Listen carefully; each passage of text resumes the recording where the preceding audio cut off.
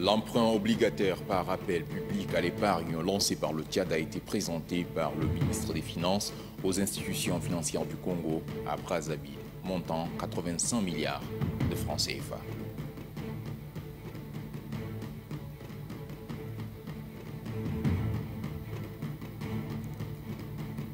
C'est officiel, un programme de formation dans le domaine des énergies nouvelles et renouvelables est validé. Il sera appliqué à l'Institut du Sahara et du Sahel à Iriba.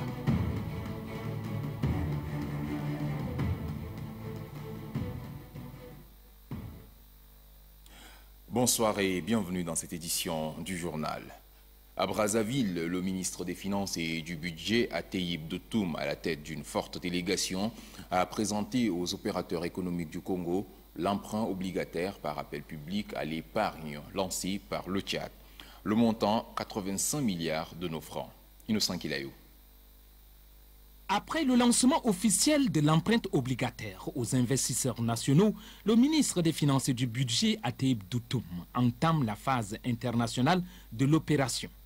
Cette phase vise à recueillir les adhésions des investisseurs d'Afrique centrale et ceux d'Afrique de l'Ouest à l'empreinte obligataire dont le taux d'intérêt est de 6%.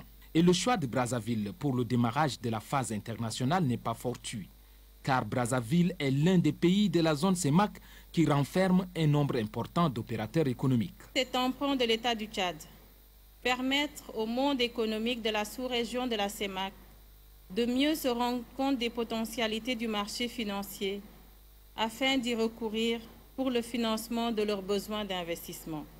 Comme il s'agit de convaincre les investisseurs africains à souscrire au marché financier émis par le Tchad, Moustapha Mahamat, le conseiller spécial du Premier ministre, n'a pas failli à cette mission.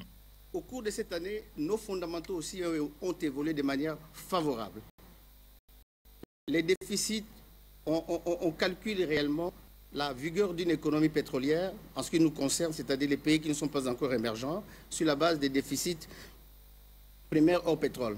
C'est ce déficit qui permet, sur la base de recettes non pétrolières, de voir comment est-ce que l'économie, les activités économiques sont soutenues, c'est-à-dire les investissements qu'effectue l'État. Alors, lorsque vous regardez, nous, ce déficit est en amélioration depuis 2010-11 de presque 4 points de pourcentage. Ça veut dire que l'effort de prélèvement dans l'économie ou de création de richesses permettent de couvrir nos dépenses. Convaincu par les explications données par le conseiller spécial du Premier ministre et celles des techniciens, le directeur général du Crédit du Congo a salué l'initiative. Il y a beaucoup de pays qui vont être jaloux de ces chiffres et de performances que réalise actuellement le Tchad.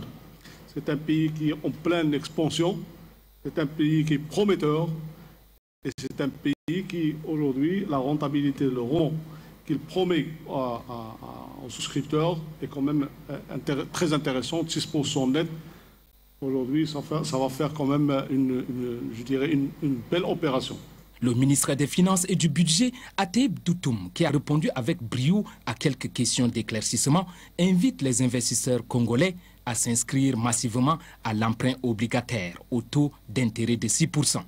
D'un montant de 85 milliards de francs CFA, la souscription à ce marché émis par le Tchad permettra de financer les investissements pour les générations futures.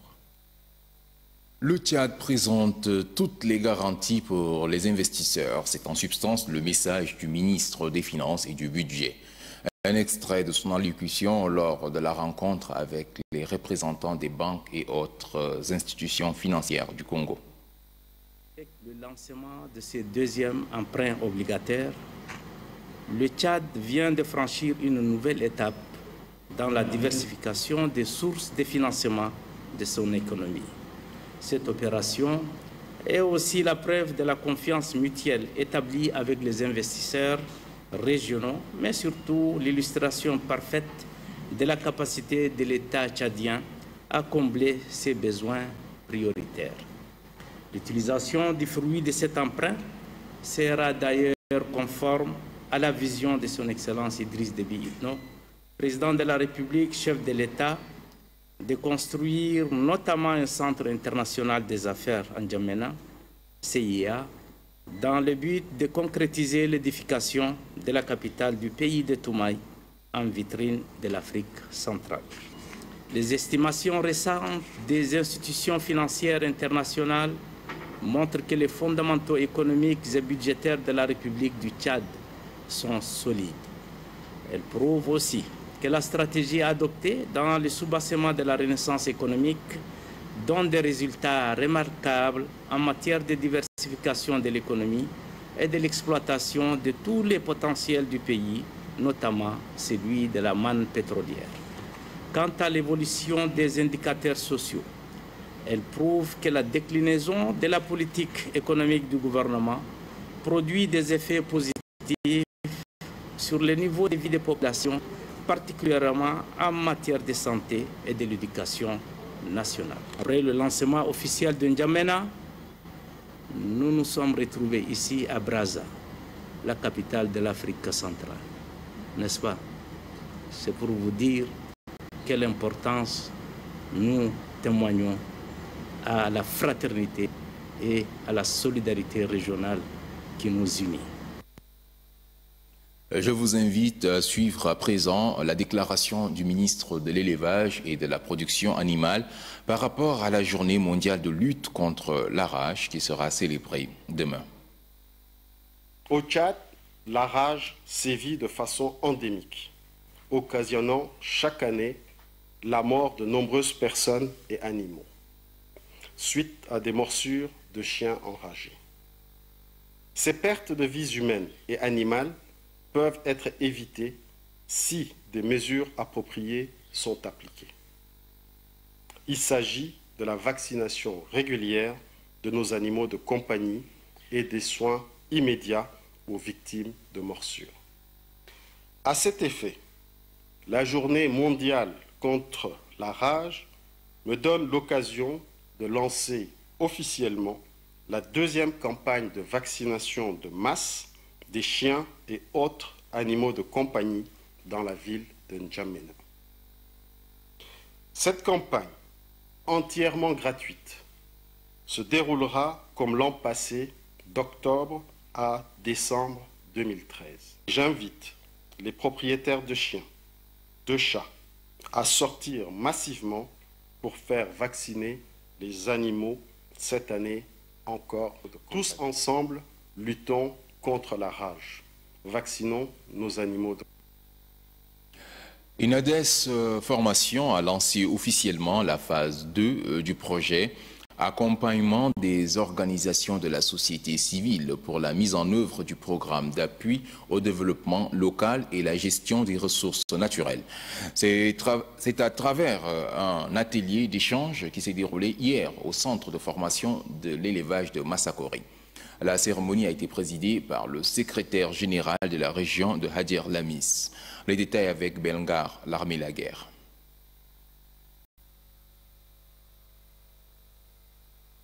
Après avoir exécuté pendant 2 ans le projet d'appui à la filière bovine dans la région du Chari-Bagirmi, Inades Formation Tchad entend impulser une dynamique participative de développement dans la région de Hadjer Lamis. Le projet d'accompagnement des organisations de la société civile se veut un cadre de mobilisation pour la mise en œuvre de la deuxième phase du programme d'appui au développement local et à la gestion des ressources naturelles. J'ose croire que cet atelier de lancement puisse permettre au potentiel actuel de la région de Hadjer Lamis de s'approprier le projet pour faciliter sa mise en œuvre à tous les niveaux. J'ose croire aussi que les producteurs de la région de Hadjer Lamis, dans leur ensemble, puissent saisir cette opportunité offerte par le PRDL GRN pour identifier au mieux et mener à bien leurs initiatives locales de développement. Ce projet, qui s'inscrit dans la mise en œuvre de la stratégie nationale de réduction de la pauvreté, vise principalement le développement des zones rurales où vivent environ 87% des pauvres. En tant qu'autorité et service public, sommes-nous partie prenante localement. Nous devons nous impliquer ensemble avec l'OCR Inades Formation Tchad de manière désintéressée dans la mise en œuvre du programme de la région en vue d'obtenir de meilleurs résultats. Notre responsabilisation publique quant à être utile aux populations est engagée. Plusieurs exposés sur divers thèmes ont été présentés aux acteurs impliqués dans la mise en œuvre de ce projet. Des exposés qui ont suscité des échanges sur le mécanisme de l'exécution de ce projet. Signature de convention hier matin entre l'ambassade des États-Unis d'Amérique au Tchad et 3 de ses partenaires. Il s'agit du Conseil supérieur des affaires islamiques, de la Commission diocésaine Justice et Paix et de CARE International. Des conventions pour appuyer les activités de ces organisations. Service Ngardjelay. L'ambassade des États-Unis d'Amérique au Tchad renforce son appui à 3 de ses partenaires à venir dans leurs activités. Il s'agit du Conseil supérieur des affaires islamiques du Tchad, de la Commission diocésaine Justice et Paix et de la CARE International. La signature de ces 3 conventions permettra à ses partenaires de renforcer la formation professionnelle dans les centres islamiques de Karal et de Mabroka, de créer des comités de dialogue entre les confessions religieuses et de former 50 femmes en entrepreneuriat dans le camp des réfugiés de Haraz Mangé. L'ambassadeur des États-Unis d'Amérique au Tchad a indiqué que son institution est déterminée à faire plus. Le représentant de la Commission diocésaine Justice et Paix, l'un des bénéficiaires de cette convention, a exprimé sa satisfaction. Donc, je pense que la signature de cette convention donnera un plus pour cette structure qui œuvre toujours pour la paix et la cohabitation pacifique.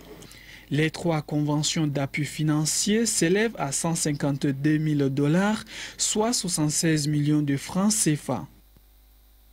L'École nationale des agents sanitaires et sociaux organise depuis hier matin un atelier de consensus sur le projet des curricula de formation. Plusieurs techniciens de santé prennent part à ce cadre d'échange présidé par le directeur général des ressources et de la planification. Il représente le ministre de la Santé publique. Les participants auront à échanger autour des stratégies visant à améliorer la qualité de la formation des agents sanitaires et sociaux. Mohamed Abakar Seydouna. Une formation de qualité, c'est l'enjeu majeur de cet atelier. Ce programme en projet vise une planification pédagogique dans toutes les filières retenues par l'ENAS. Aux côtés du consultant national, le consultant international et le responsable de la formation au ministère de la Santé publique, les techniciens de la santé examineront les documents en projet en vue de l'approbation d'un programme de formation identique dans les différentes disciplines enseignées dans les écoles nationales des agents sanitaires et sociaux. Ainsi, cette assise se veut un cadre d'échange et de bonne conduite pour améliorer la qualité de formation en santé au Tchad. La formation des agents de santé occupe une place prépondérante dans les objectifs du gouvernement. C'est ainsi que l'atelier que nous venons à présent de présider l'ouverture avec des stratégies par action pérenne en vue d'améliorer la qualité de la formation. Les techniciens de la santé entendent à travers ce cadre d'échange se conformer au programme d'enseignement d'école de santé des pays de l'Afrique de l'Ouest, notamment le Sénégal, le Burkina Faso et le Bénin. Lutte contre la poliomyélite dans la région de N'Djamena, le délégué général du gouvernement a procédé ce matin au lancement des journées locales. Pour cette phase, les 2 premières gouttes ont été administrées à un enfant du 4e arrondissement. La cérémonie a vu la présence des députés et autorités traditionnelles de l'arrondissement. Adam Abdelkader. La vaccination contre la poliomyélite dans le 4e arrondissement s'apparente à une campagne de sensibilisation des poches de résistance. Les résultats de la précédente opération révèlent au moins 32 foyers de refus. Le délégué sanitaire de la ville de N'Djamena, en sonnant l'alerte, salue l'appui des partenaires. Le maire de la commune du 4e arrondissement demande aux parents de faire vacciner leur progéniture à chaque tour de vaccination, seul gage pour les mettre à l'abri de cette maladie paralysante. Le soutien aux efforts considérables du gouvernement en matière de lutte contre la poliomyélite passe nécessairement par l'implication de tout le monde, a fait savoir le gouverneur de N'Djamena. L'une des causes de la persistance du poliovirus sauvage au Tchad est la faible implication de la communauté à tous les nouveaux savoirs, les autorités administratives, traditionnelles, religieuses, les leaders d'opinion, les responsables politiques, les associations communautaires et toutes les couches socio-professionnelles. Et cela se traduit sur le terrain par le refus. Les agents vaccinateurs et autres sensibilisateurs passeront de porte à porte au cours de cette campagne jusqu'au 29 septembre prochain, date limite de l'opération pour administrer le vaccin aux enfants âgés de 0 à 59 mois. Toujours dans le cadre de la santé, mais cette fois-ci, parlons du paludisme. Le ministre de la Santé publique, à la tête d'une importante délégation, a procédé à Amtiman à une distribution de moustiquaires imprégnés. La cible, la mère et l'enfant. Anastasie Bissi. Ce sont les femmes et enfants considérés comme la couche la plus vulnérable au paludisme qui ont bénéficié des moustiquaires imprégnés. À travers cette activité, le ministère de la Santé publique et ses partenaires entendent non seulement sensibiliser la population à se protéger contre les piqûres des moustiques vecteurs du paludisme, mais aussi et surtout à réduire le taux de mortalité et de morbidité dans la région du Salamat. Le ministre de la Santé publique a remercié tous ceux qui ont contribué à la réussite de cette opération. Je vous remercie dans certains contrées et qui ont fait un travail sanitaire pour faire une réponse efficace contre le paludisme. Je remercie l'autorité administrative et les chefs de canton pour la mobilisation, pour la sensibilisation et l'encouragement pour la lutte contre le paludisme. La conseillère du Premier ministre, Bintou Maloum, souligne de son côté que le paludisme tue des milliers de personnes chaque année. Et pour le combattre, la population doit fréquenter régulièrement les centres de santé en cas de maladie. Les autorités locales ont promis à la délégation la bonne gestion et la transparence dans la distribution des moustiquaires.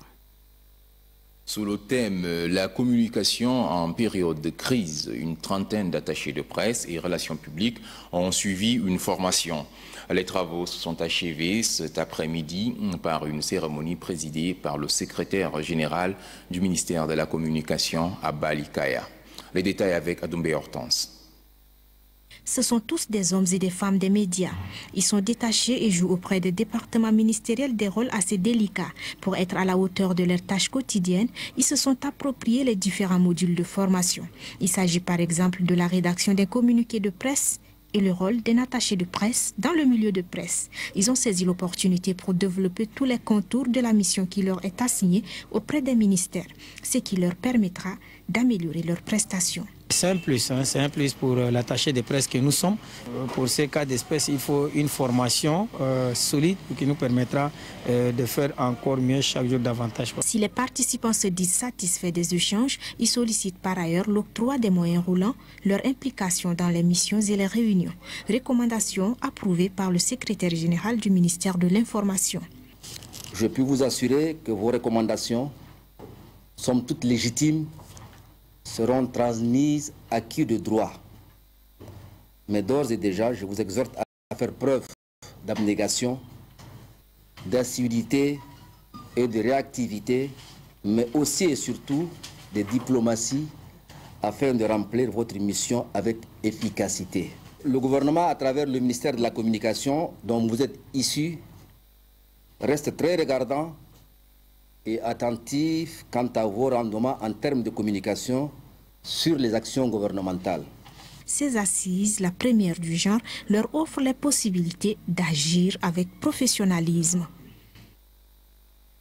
Au terme de 3 semaines de formation, une soixantaine de cadres du ministère de la Jeunesse et des Sports ont reçu hier des attestations. La formation reçue porte sur la rédaction administrative et les techniques modernes de gestion de stock. Objectif, renforcer les capacités de ces cadres pour une gestion efficace des ressources humaines, matérielles et financières. Adoumbe Hortense. Ils se concertent depuis 3 semaines. Tous issus des différents services du ministère de la Jeunesse et des Sports, ils entendent améliorer leurs prestations. Des modules tels que les techniques de rédaction administrative, des techniques modernes de gestion des stocks et des immobilisations, ainsi que des outils informatiques ont été étudiés. Nous, agents du ministère, nous avons nos acquis, mais ces acquis ne suffisent pas. Par rapport à cet perfectionnement, ce qui nous a permis de voir ce que nous ne connaissons pas, ou bien même d'améliorer quand même mieux ce que nous savons et de le mettre en pratique. La formation constitue un atout supplémentaire pour le bon fonctionnement des institutions, a confié l'un des formateurs. Quand vous travaillez dans le cadre administratif, vous avez besoin vraiment des compétences nouvelles pour pouvoir mener à bien votre mission, vos lourdes responsabilités à vous confier par vos différents services. La technologie ou bien l'évolution des métiers vont très vite, qu'il faut s'adapter à cette réalité-là. Initiée par le ministère de la Jeunesse et des Sports, cette formation a été dispensée par le cabinet Finance et Management, chargé de promouvoir la qualité des prestations au sein des services. Le ministère du Commerce dispose désormais d'un site web. Le site web présenté hier au public. Les détails sur ce site avec Adef Ahmad Benrama. À l'ère de l'autoroute de l'information et de la communication, il est un impératif pour toute entité de s'ouvrir au reste du monde. C'est fort de cette exigence que le ministère du Commerce et de l'Industrie a décidé de disposer d'un site web lequel vient d'être lancé par le chef du département, Hamid Mohamed Dahlob. C'est site dont la conception est faite en 3 langues, à savoir le français, l'arabe et l'anglais, permet au public d'accéder à temps réel aux informations relatives aux activités du ministère et à celles des sociétés et entreprises nationales. Le ministre du Commerce et de l'Industrie a rassuré les internautes du respect des engagements de son département tout en justifiant la création de ces sites. Le ministère du Commerce ne peut pas être en marge compte tenu du rôle important qu'il joue, du rôle transversal qu'il joue pour vendre l'image du Tchad dans le domaine commercial. Cet outil nous permettra de nous connecter d'abord entre nous, de nous connecter dans la sous-région avec nos partenaires, la CEMAC, la CAC au niveau du ministère du Commerce, mais aussi au niveau multilatéral. Nous avons beaucoup de partenaires. Pour visiter les sites, l'adresse disponible est le www.commerce.gov.td. Un autre volet de l'actualité. À l'Institut du Sahara et du Sahel à Irirba, le programme d'enseignement des énergies nouvelles et renouvelables a été validé hier. Ceci à l'issue d'un atelier qui a regroupé plusieurs enseignants-chercheurs. Depuis quelques années, les plus hautes autorités du pays, dans le souci de préserver l'environnement et de développer le green business, ont entrepris de grands projets dans ce sens. Mohamed Moussa Bamicheï. Avec cette validation du document, l'Institut du Sahara et du Sahel d'Iriba ici dispose désormais d'un programme d'enseignement supérieur pour répondre avec objectivité aux attentes technologiques de l'heure. Les enseignants-chercheurs venus des différentes universités du pays ont échangé durant les 2 jours pour doter ce nouvel institut d'un document susceptible d'assurer aux étudiants un enseignement pluridisciplinaire. Le contenu de ce programme d'enseignement est orienté vers le système licence-master-doctorat. Le directeur général de l'ICI, Mohamed Saleh Boj, s'est dit convaincu que le nouveau programme d'enseignement supérieur que dispose son institut va permettre la mise sur pied du département d'énergie qui tient à cœur les autorités en charge de l'enseignement supérieur et de la recherche scientifique. Occasion pour le directeur général de la planification des ressources humaines du ministère de l'enseignement supérieur, Mohamed Saïd Ali, de saluer le travail abattu par les participants en mettant à la disposition de l'ICI des moyens nécessaires pour mener sa mission. Il rassure que le gouvernement soutiendra cet institut ainsi que les enseignants. L'Institut du Sahara et du Sahel d'Iriba dispose de 5 départements dont le tout nouveau est celui de l'énergie. Fin des travaux de l'atelier de restitution des études diagnostiques menées par les techniciens du ministère de l'Éducation pour l'amélioration de la qualité de l'éducation. Le but de cet atelier est diagnostiquer les maux qui minent le secteur éducatif au Tchad. Une initiative du ministère de l'Enseignement fondamental et de l'alphabétisation de concert avec l'ONG Enfants du Monde. Doba Robert. Venus du Bata et du Moïchari, cadres et techniciens du ministère de l'Éducation ont échangé durant 2 jours sur les maux qui minent le système éducatif tchadien. Il s'agit notamment de l'épineuse question de la baisse des niveaux. La formation des ressources humaines, la réforme des programmes d'enseignement et de manuels scolaires, la préparation de fiches pédagogiques sont autant de thèmes débattus au cours de ces assises. Il y a des innovations pédagogiques et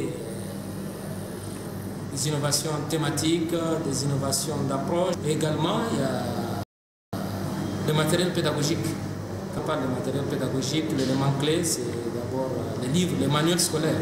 Est-ce qu'il y a des manuels sur le terrain, dans les classes, et ces manuels sont-ils adaptés, le contenu, le curricula, tout cela qui a été passé en revue. Le directeur de la coopération suisse réitère de sa part l'engagement de son pays à accompagner le Tchad dans la politique de l'amélioration de la qualité de l'éducation. Cette session initiée par l'ONG Enfants du Monde s'étendra sur l'ensemble du pays. Une manière pour les responsables de la dite organisation de contribuer à la réforme du système éducatif. Je vous invite à présent à suivre les propos du directeur général de Toumaï Air Tchad par rapport au report de ces 3 derniers vols. Derrière, on aura une interruption du programme. Et cette interruption du programme, c'est pour rassurer aussi les pèlerins et le voyageur d'une manière. Donc, que ce n'est pas à défaut d'avion qu'il y aura cette interruption de 3 jours, mais c'est plus par rapport à la disponibilité des passeports visés à ce jour entre les mains des agences de voyage, afin qu'ils viennent faire leur réservation et payer leur billet auprès de Toumaï Air Tchad. Donc cette suspension durera juste 3 jours et Toumaï reprendra le 1er octobre et le 2 octobre et le 3 octobre pour les 3 vols suivants. À l'heure actuelle, les agences de voyage ne possèdent pas assez de passeports visés entre leurs mains pour pouvoir organiser un vol. Dès que les agences se pointeront vers nous pour nous dire que voilà, ils ont le nombre suffisant, c'est-à-dire d'à peu près 470 à 480 passeports visés, nous demanderons à nos partenaires d'envoyer l'avion et c'est de voir. Et là, sous ça, les difficultés, c'est que ça réside aussi par rapport au programme de vol qui sont alloués à chaque pays chaque année. Donc, pour chaque pays, les autorités saoudiennes et du ministère du Hajj saoudien et de l'aviation civile saoudienne octroient des phases. On appelle des phases aller pour chaque pays et des phases retour aussi. C'est des créneaux horaires qui sont liés au mouvement aux aéroports concernés. Et nous, cette année, notre aéroport de destination en quittant N'Djamena sur la phase aller, c'est Médine. Et Médine a un petit aéroport où c'est trop congestionné derrière pour négocier les slots et autres. Mais Dieu merci, comme on a fait avec les Saoudiens et même de l'autre côté, et ils nous accordent à chaque fois une attention particulière pour gérer cela. Et puis, par rapport aux 2 phases, donc nous, notre phase qui a été accordée au Tchad cette année, normalement, c'est du 16 au 30 septembre. Pendant les 10 jours, les 7000 pèlerins doivent être déjà en Arabie Saoudite. Mais au vu de la conjoncture des retards de sortie des visas et de l'organisation du comité du Hajj qui a demandé aussi à ce qu'on leur repousse un peu les délais, tout ça, on a essayé de tenir pour qu'il nous soit accordé de l'autre côté aussi une faveur, à savoir pour être accepté le 1er et 2 et le 3 octobre afin de boucler le projet. À la phase retour aussi, nous tiendrons à notre mission, c'est de ramener les 7000 pèlerins qui sont transportés de l'autre côté, chacun avec 40 kg de bagages en soute, 10 kg de bagages en main et 5 kg d'eau de Zamzam. C'est sur ces explications du directeur général de Toumaï Air Tchad par rapport au report des 3 derniers vols vers les lieux saints de l'islam, les vols concernant le Hajj 2013, que nous bouclons cette édition du journal. Bonne suite de programmes sur Télé Tchad.